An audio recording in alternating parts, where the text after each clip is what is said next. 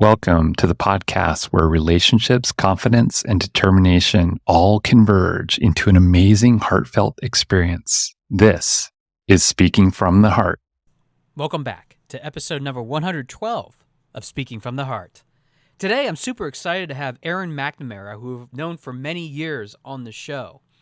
Erin is the owner and lead organizer at Carlisle Home Organizers. She's passionate about helping her clients to relieve stress and anxiety from their daily life through decluttering their home and setting up systems for a more functional life. She also helps her clients to live to their full potential through her intentional life coaching program that she offers. And I'm super excited to be able to share her story along with the reason as to why she is involved with helping with decluttering and even home organization for that matter. Because when we look at the bigger pieces of the puzzle that we call our lives, we have to understand that that environment that we live in, especially with all the people, all the things that we have, can make such a big difference in how successful we can be. Whether we're able to push through that, whether we have anxiety or shame about the number of things that we have going on in our lives, let alone even the different things that we accumulate, makes such a big difference in the functionality and even the different opportunities that we have to overcome them. It's really about having that level of accountability, which we talk about in our interview today. But I love the fact that there are people out there that not only work on the things that are going on in our lives mentally, but they also tackle the things that are physically holding us back. And I think you might be quite surprised to hear some of what Erin has to say about this overall journey when it comes to not only functional design, but also understanding that it's really important to get through all the different things that we've accumulated so that we can live the best versions of ourselves. But with that, let's go to the episode. All right, we're here with Erin MacNamara. Erin, thanks for sharing your heart with us today. Hi, Josh. How are you? I am doing well. It's been quite a while, and full disclosure for the audience, I've known Erin for over a couple years now, and it was really interesting because of our interactions with Toastmasters program, which for my listeners, you all know about what Toastmasters is, and I encourage you to check it out if you're ever interested in networking and meeting great people like Erin. So, Erin, thank you so much for being part of the show, and I already let the audience know a little bit about you, but really, my first question for you is, what got you started with home clearing or home decluttering? Because for some people, they're like, no, I don't want to do this whatsoever. It's too much work. It's an overwhelming process. So I'm curious what led you into getting started with that. It certainly is an overwhelming process, and I think that's what drove me to get started. I actually never knew that professional organizing was a thing when I got started. I just knew that I was very overwhelmed in my home. I have 3 kids, and they were pretty young at the time. I started my business about 5 years ago now.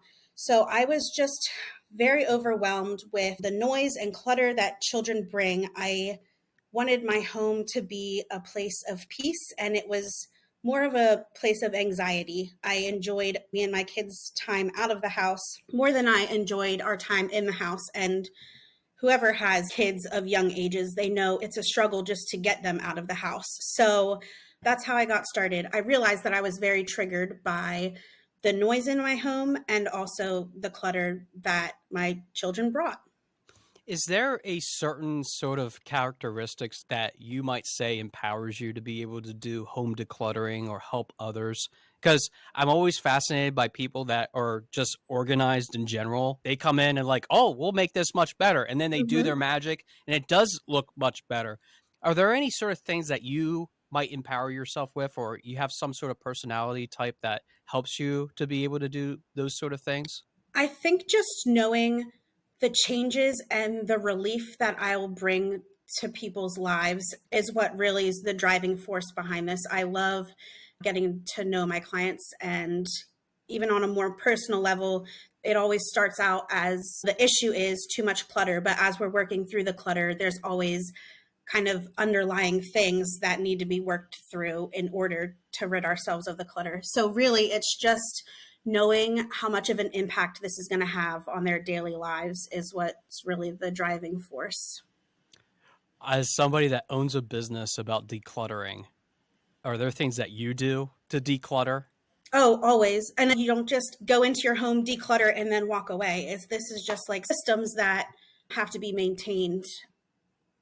It's really almost a lifestyle change, but in other people's homes, try to set up systems that are easy for them to then maintain. What would you say is the number one thing that causes a lot of issues for people that you work with when they solicit you for help? Is it something about the overwhelmingness? Is it something about a particular type of job that they have to repetitively Mhm. do and build a new habit? Can you walk us through what a typical client looks like in your world? In the niche that I work in, most of my clients are busy professionals and they're usually overwhelmed parents. Usually the mother is the one that contacts me. I think that the way we're living as society now, usually we need two parents working full time, and they come to me overwhelmed because they've worked really hard to build the lives that they are living, and taking a pause in the life that they've created. They've been working really hard, both in their professional lives and in building their families.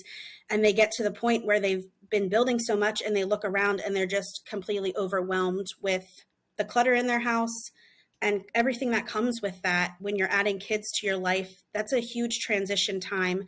Your life changes entirely. And that's usually what brings people to me, is the overwhelm and just knowing that they need to change things, mostly for their mental health too.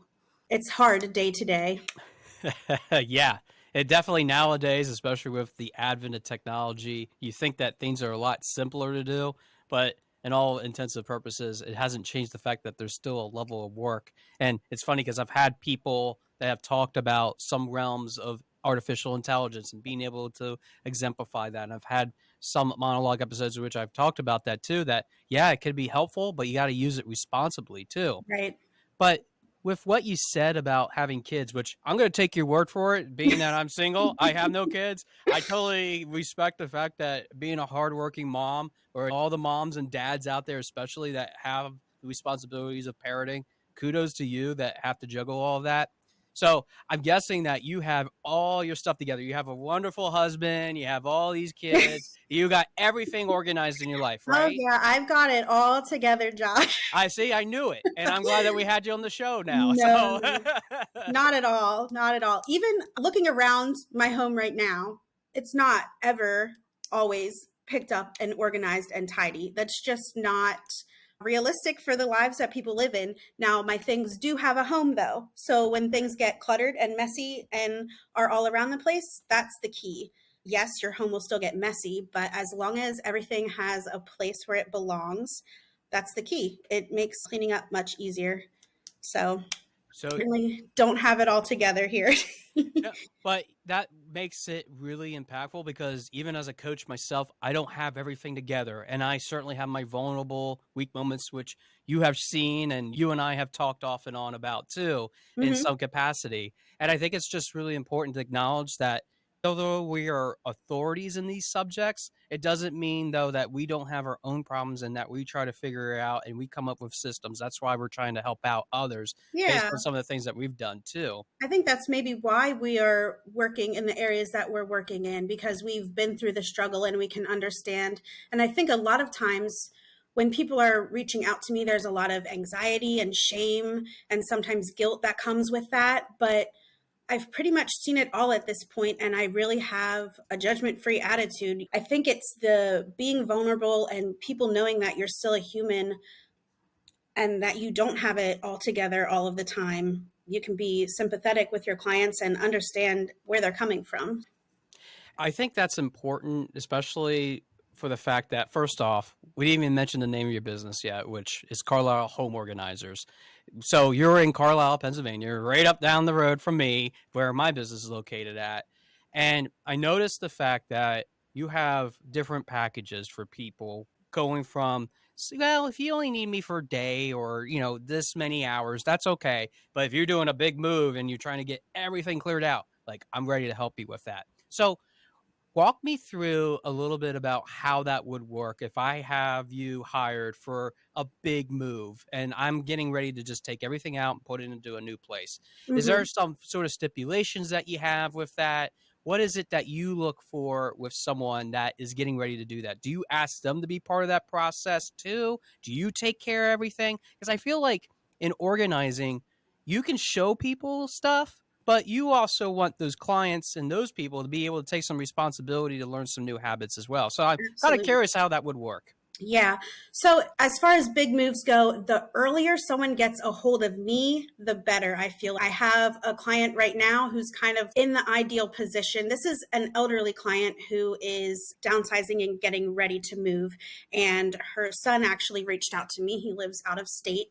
And they contacted me at the perfect time because she's not moving until the summer. And now we have all of this time. She's lived in her home for a very long time. And so it's going to take some time to go through and declutter with her. So it really also depends on the client. She doesn't have a full-time job anymore. She's retired. She's getting older. She's preparing to downsize. So I get to work a lot of times with her one-on-one, and we get to really work through the process because it can be very mentally taxing for some people.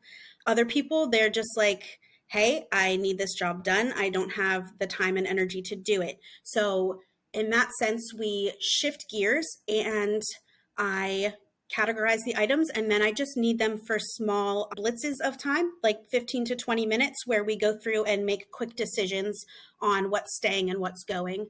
But the big key, if you have a big move, is as far as decluttering, getting started as early as you can in the decluttering process.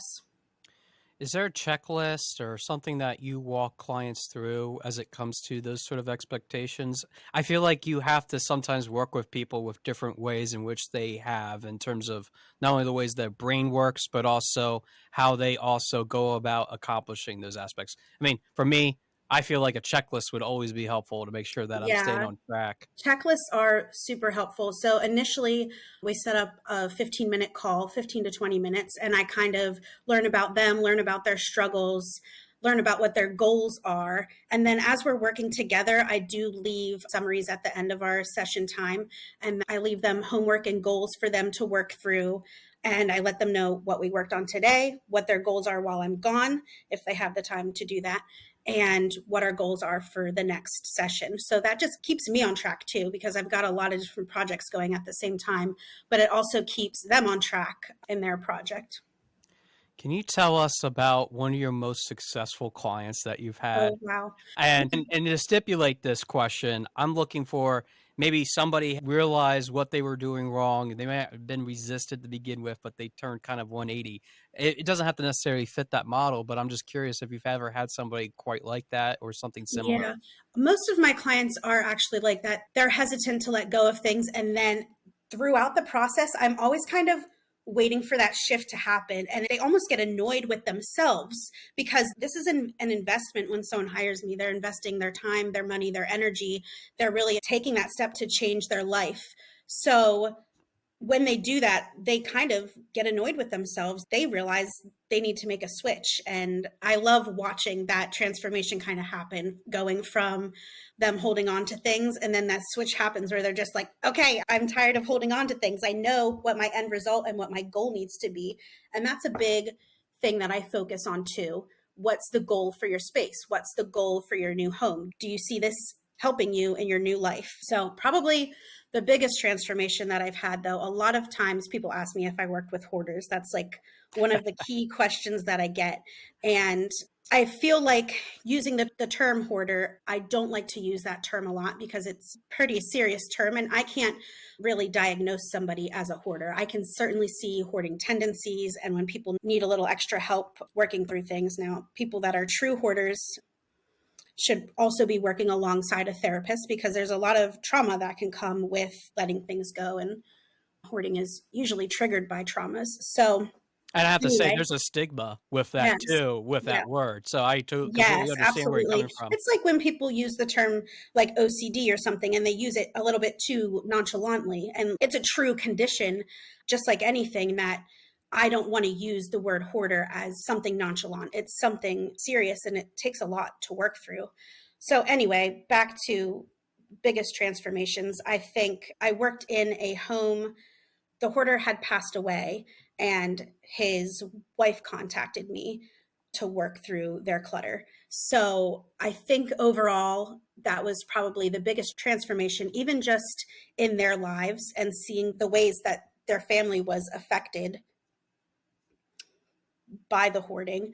And then also visually, just the transformation of their home once we got through everything. The person that passed away, we transformed their office into their son's bedroom.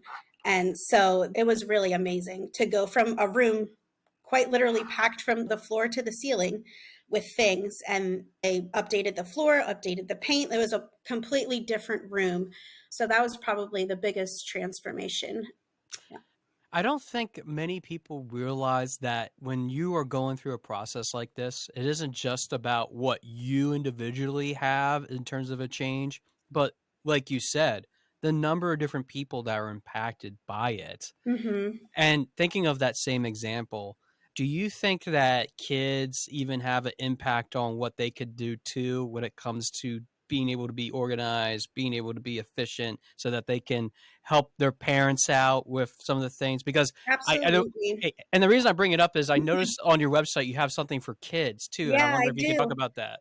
Yeah, I love working with kids. I feel like setting the expectation in your home is really a key in your kids being successful in their rooms. Now, just because you have a whole organized home and you try to have systems and maintain things doesn't mean your kid's going to just follow suit and be this little organized robot. That's amazing.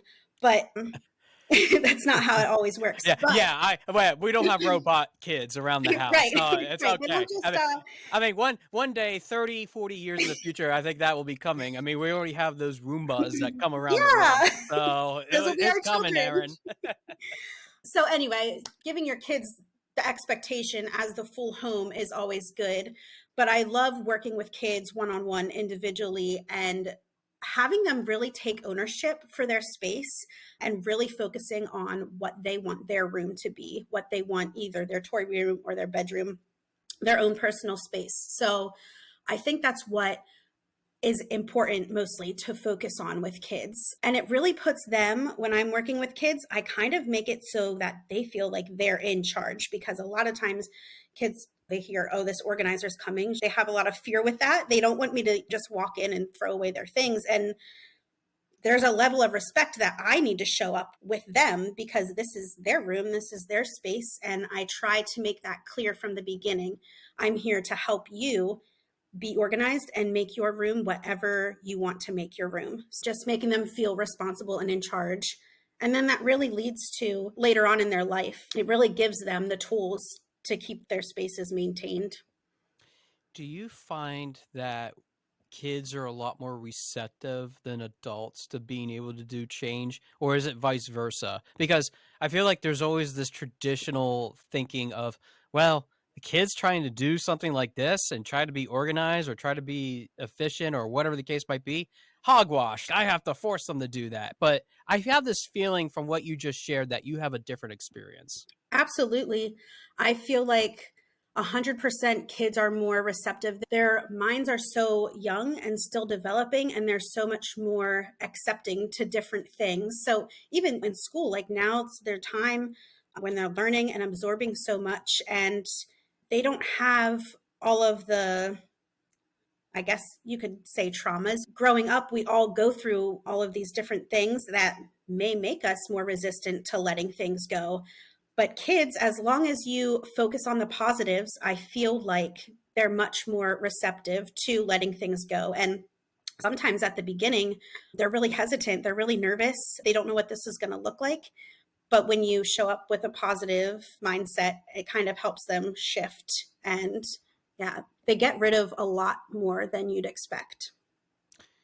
Can you give an example of what you just said? Like, can you give us an Yes. example of a kid that And you might know have gone this through that? person. I don't want to. No, she's listening now. Hey, thanks Hey. so much, friend. I won't mention your name, but you're now Yeah, been I don't shouted want to out on the mention their podcast. name, but I do like an intake form, and I had this form and it was for the kids to fill out, and it was hilarious. I think it was their oldest daughter. She was so resistant to me being in her space and getting rid of her things. She just was not into it. And the answers to her questions were hilarious. I'm going to have to, after this call, go back and pull that up because it was just so funny. It would be a funny reminder. That was probably 2 years ago now, almost. It was so funny. She did not want me there though. But by the end of it, yeah, we had a great time. I even showed her how to use her sewing machine. That's almost like a home ec sort of lesson. Yeah. You would think like, wait, home organizer teaching sewing to a child? It did turn into a little bit off topic, but since I was there and I know how to sew and she needed some help getting her sewing machine set up. So when we were done getting her room all organized, I took the time and showed her how to do that. So that was one of the key areas of her room was her desk space and having a space to do sewing. Erin, I feel that sometimes just getting started with something like this, people are thinking, man, this is really expensive, or man, this is a lot of motivation that I have to pull in order for this to happen.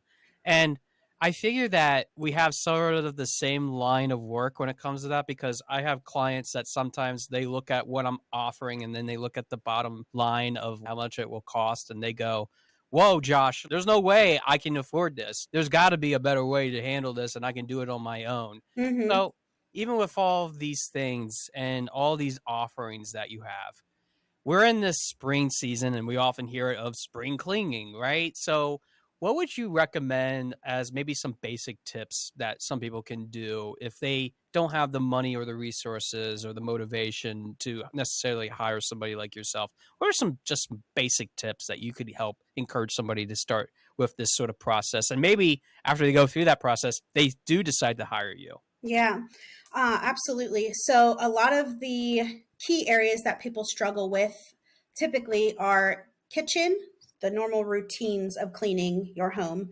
The less you have, the less you have to do is what I like to focus on. So really decluttering. So kitchen is one area, and that's usually an area where you don't have a lot of attachment to things, and it's going to make a pretty big impact when you're purging and decluttering. You'll have a lot less clutter on your countertops, a lot less dishes to do, and pots and pans and things that you just stuff at the back of your cabinets that you don't really grab often. So that's a good place to start. Another place that people struggle with a lot is laundry. And there are some people that have a lot of attachments to laundry. So maybe even starting with your kids' laundry instead of your own personal clothes. People get so overwhelmed, and it is overwhelming. There's constantly laundry to do. There's laundry in baskets, laundry in the washer, laundry in the dryer, especially when you have kids. It's one of those key areas that gets very overwhelming. So the less laundry you have, the less laundry you have to do. And I'm not talking about becoming like some super heroic minimalist that's got 5 pairs of pants or something, unless you want to do that. Some people do that and that's great for them, but really honing in on what your lifestyle is, just making those systems more manageable.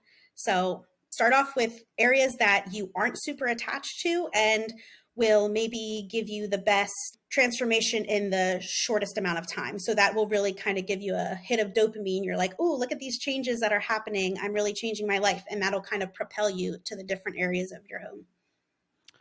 When you speak about propelling people and even helping others to even focus or concentrate on one area, I imagine that for some people, even just taking that first baby step or even that first occurrence of that thought in their mind that I'm going to do something radically different in my life for the first time. And it could be just as small as organizing their house.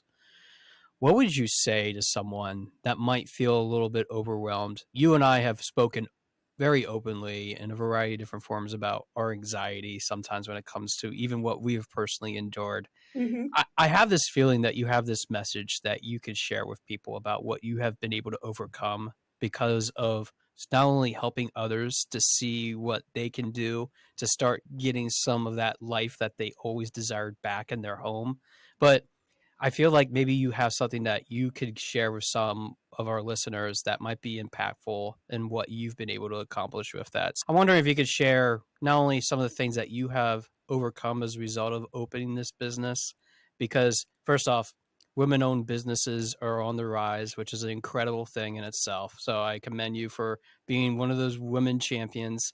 And I know that you have a great circle from what I've seen from afar of the different people that have influenced you. So I was wondering if you want to speak for a few moments to those people out there that might be listening and saying, I don't know what to do. I hear what Erin is saying, but I just don't feel like I got it in myself because I got too much depression or anxiety or any sort of Yeah. other circumstance. I feel like so many people have dealt with depression and anxiety. I know that it's something that I've struggled with even after I changed my life. You don't just change your life and then suddenly you're living on the other side in some magical place filled with rainbows and whatever's magical for you. Yeah, there's some kind of magic. I don't know if it's about rainbows and unicorns. That's for sure. Yeah, I'm looking for them, Erin.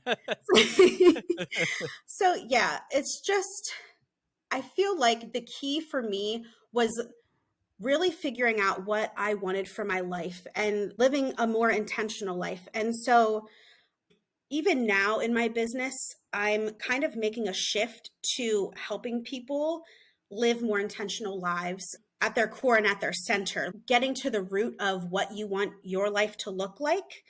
And really, that's what I was doing when I got started in all of this, when I even was just decluttering my own home and getting organized.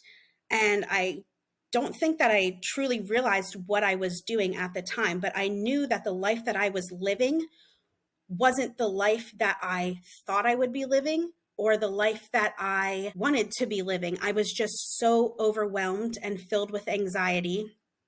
And I kind of focused on what I wanted my life to look like. There's a lyric from a song that goes, oh, it's Vacation. I can't remember who sings it, but if you don't like your life, then you should go and change it. And that was one of the songs that really hits home. And I think that just looking at your life and getting really serious and digging into what you want from your life and where you want your life to go, and then backing up and seeing the steps and the smaller goals that you need to accomplish in order to get to that life is really the key to all of it. And a lot of times it starts in your home, but then what can you do after you free up all of that space in your home, all of that time it takes up? That's so deep It is. because for me, it is about taking those small steps, and then you start to see, oh, there's actually more small steps I have to take because I Yeah, cleared this out. And right. then there's a little bit And that more. can be overwhelming. Yeah. Yeah, Yeah. And even with that being overwhelming, you start to see that you have that empowerment, that prospect of actually doing something and making that change that's systemic for the bigger picture. right. So it's not just the small, but also the Yeah, big all of things. those small things lead to a lot of change. Yeah. No, that's pretty profound. And I definitely know that you're working towards that as somebody that is a life coach that really works more on the side of goal setting and holding accountability and trying to find new patterns in life. You're working on that from a completely different angle. And I always appreciate those individuals that are trying to break through and get those people that desperate attention that they need to be able to address that. So kudos to you to be able to do that. Erin, I want to leave here with giving the audience an opportunity to hear a little bit about where they can contact you, where they can find you, if you have a website. I would love to also let people know, too, where they could even find out if they want to hire you for all intensive purposes. So I'm going to give you the last few minutes to go ahead and share all that information with our listeners. Yeah, absolutely. So I'm based out of Carlisle, Pennsylvania. I typically work within a 30-minute radius of here. I'll go a little bit further if necessary. You can find my website at carlislehomeorganizers.com. I also have a Facebook page called Carlisle Home Organizers LLC. And then we also have a Facebook group. It's Carlisle Home Organizers VIP. So we get a little bit more intimate and personal in that group. We have a fun time and kind of share our struggles. So yeah, those are the platforms you can find me. I'm also on Instagram at Carlisle Home Organizers, but those are the key social media areas I like to stick in. Awesome. All that will be in the episode notes for any of my listeners that want to go and check out Erin's websites and even her social media. But Erin, I want to leave the audience with this because I want you to hear this too. Because I think that sometimes we overblow this, oh my gosh, we have to make this big, profound change in our lives. And we often exacerbate what that sort of outcome is. So we kind of psych ourselves up, and then we don't want to do it because we psyched ourselves up way too much. Mm-hmm. But what I like about you and what I like about your industry and what you do is that you break it down into small little bite-sized pieces. And you do it for the kids too, so that you get in with them early so they're building good habits. That is so unique and so distinguishable. And I think that's so important for anybody listening today to really affirm that they don't have to take these big strides to go and make a difference. It could just be happening right there in the homes. And it sounds like to me, Erin, that you really enjoy not only doing what you're doing, but also helping those small people that definitely need that have that big heart to be able to do something if they just had the right tools. I think you bring those Yeah. tools for them. So for all those reasons, Erin, thanks so much for being on Speaking from the Heart. It was really a privilege to have you. You're one of those people that I was hoping to get on sooner, but we got you on, and I'm really happy that we got the chance to talk today. Yeah, me too. Thank you, Josh. I want to thank Erin so much again for being part of the show. Another local business owner here close to me, right in my backyard here in Carlisle, and I'm super happy for her of everything that she's been achieving. I ran into her a few months later after we did this interview, and she's been absolutely rocking it for everything that it's worth. So for Erin, I really am proud of you and how far you've come and what you continue to do, entering into even the coaching business yourself, helping other people find that manifest destiny, working through all the decluttering, all the material possessions that they have, and also figuring out what it means to keep moving forward.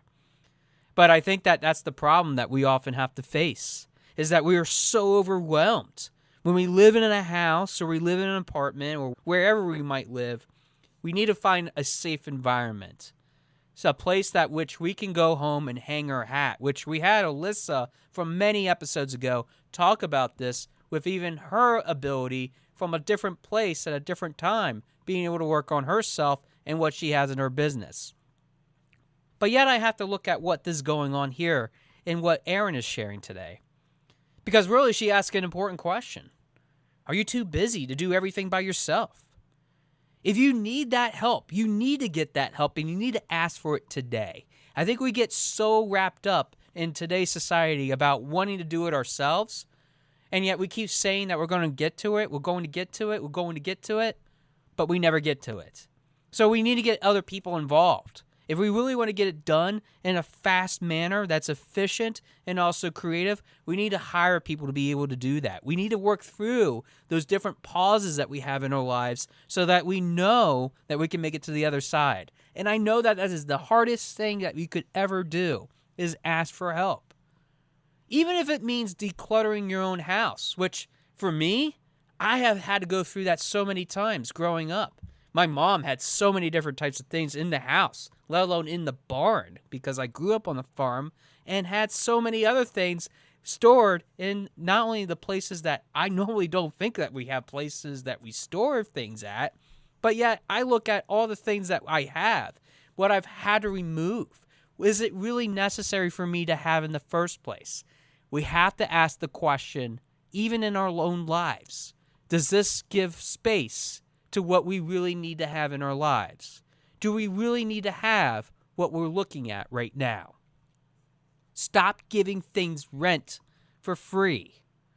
Because let's face it, not only is it the things that we've talked about in today's interview, but it's also about the ideas, the concepts, the thoughts that inhibit us from being able to move forward. Those are the things that we also need to declutter. But then you look at it from a whole other perspective. Do you have any anxiety? Do you have shame? Can you be vulnerable letting somebody else in your own house seeing what you have accumulated? Whether that is in the physical sense or even the mental sense. Some people, when they see the overwhelming mess that's involved in trying to solve those problems, might walk away. But not Erin. And you have to remember that it's not about what you might have going on and what people might think about you when they see all this stuff. It's okay to be open, to know and accept that you have a problem. That's the very first step. And there is a right way to do it.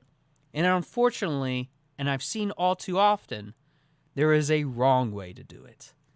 And the wrong way has always been when people don't understand why people hoard, why they clutter their houses, why they have so many material possessions.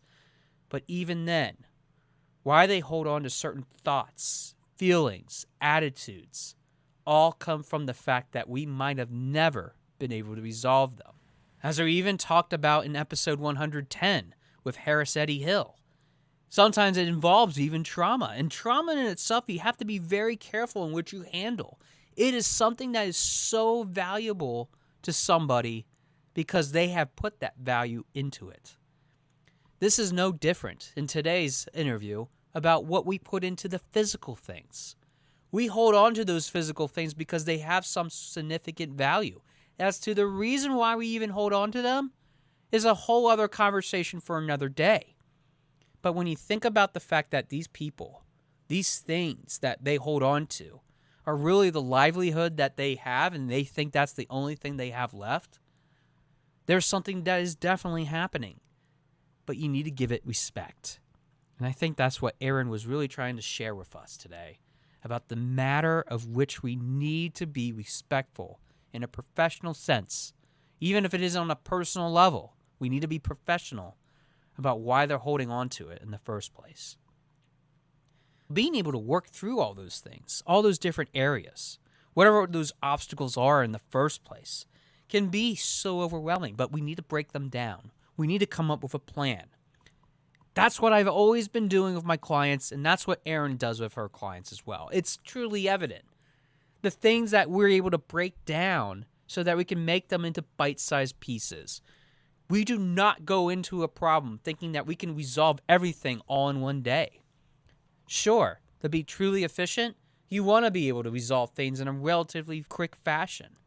And maybe even in the physical sense, you might want to be able to work through those problems in a quick manner that's not only cost-effective, but also involves all the people to make it relatively painless. But you have to understand that that's only one side of figuring out how to best move forward. Getting rid of the clutter doesn't always mean, though, that you have to just get rid of it. It means also instilling new practices, new abilities to be accountable. To make sure that you never hoard again, you have to be able to understand why it was hoarding in the first place. You have to find ways in which your transformation doesn't just come from others, but it comes from inside yourself. That means you have to learn, in a bigger sense, how to be able to learn new ways, new patterns, new thoughts about the ways in which you've been holding on, not just to the material possessions, but also the things that you might be holding on inside of yourself. The one thing that really struck me, and I think really gets to the core of why many people continue to work on themselves, and especially for the important aspects of maybe they want to overcome their hoarding or their organizational issues, is about the kids. And I love the fact that Erin even talked about taking ownership with your kids of what they want to have and what they don't want to have. And that you should never underestimate the power of what kids can contribute to the overall problem. Which in itself flips on its head a lot of different things that we've talked about in this show about personal responsibility.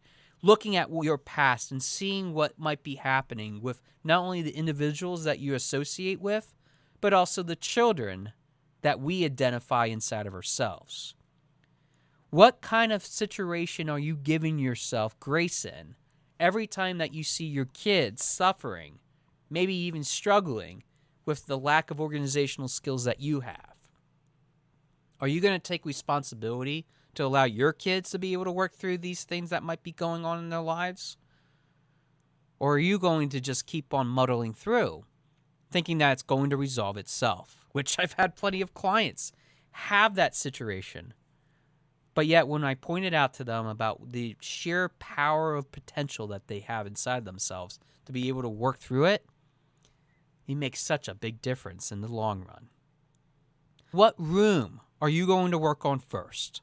That's really what I want to leave this at. What are you going to address first that will help to motivate you to keep pushing you to the right direction that you need to go in? You have to figure out what is really intentional with not just your life and what you want to get control of again, but also on the other side of it, that sometimes the things that we might even organize, maybe we even put to bed, might come back, and we need to figure out why it came back and reared its ugly head. I know that in our environment, it can be so difficult for us to organize, to feel like we have control of the situation, to feel like we are able to seek help. But I'm telling you, from the bottom of my heart, help can always give you that second chance, or maybe even that third chance, or whatever chance it might be, to keep working on yourself in a direction that you might have never thought you could ever go. You have that control. It's just a matter of realizing and waking up of what it is that might be holding you back. And I know that can be easier said than done. Throwing away things that you really cherish can be the most difficult thing you've ever done. But I have to say that when you have people like Erin and people like me that will be there to back you up, just know that it's okay to cry a little bit, to grieve a little bit about what you've been through, to be able to know that despite the fact that you had to let go of something that was really, truly valuable, it's okay to shed a little bit of emotion about it. I don't know how much you might have holding on inside your heart, or even in your house for that matter. But whether we're looking at your house from the perspective of your castle, which in a future episode, we're going to talk about castles, which will be an interesting topic in itself. But yet, when you're working through your castle, and you're working through the living situation that you're in, don't you deserve a little bit of grace? A little bit of opportunity to be happy, but even more importantly, to be able to estimate the true potential that you have inside of yourself, because you're doing it not just for yourself, but maybe you're doing it for your kids, your family members, or somebody that you really love the most. You need to let go of whatever it is that might be holding you back, but it doesn't mean that you can do it by yourself. With the right organization, with the right possibilities to throw out the things that you don't need, and being able to figure out what it is that you can expect with a best laid out plan, you're going to be successful. You're going to be able to take on things that you never thought you could ever do. And oh yeah, maybe you'll finally let go of some of those old treasures that you might have. Maybe they weren't treasures at all. Maybe they were the broken pieces of furniture, appliances, maybe other knickknacks that you no longer needed, and you were just holding on to them, thinking that you did need them. When you start to let go, that means you're starting to live once again. Thanks for listening to episode number 112 of Speaking from the Heart, and I look forward to hearing from your heart very soon. Thanks for listening. For more information about our podcast and future shows, search for Speaking from the Heart to subscribe and be notified wherever you listen to your podcasts. Visit us at www.yourspeakingvoice.biz for more information about potential services that can help you create the best version of yourself. See you next time.